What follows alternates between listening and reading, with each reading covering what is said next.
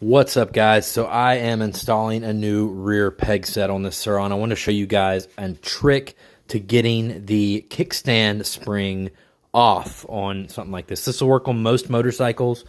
Some of them have other ways they can come on and off, but this one didn't, and it's really hard to get a good grab in there. I recommend you keep one of these pipe spring pullers around because they're handy.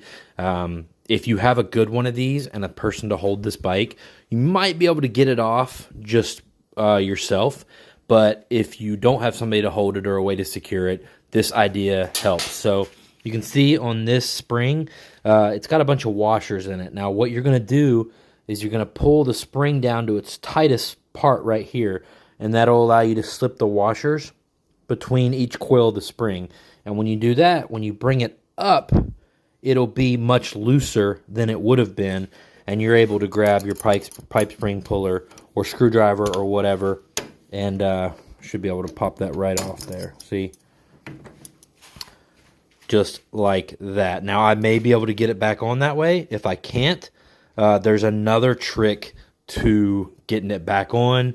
When I get to that point, if I need to use that trick, I'll make another video on that. Thanks, guys.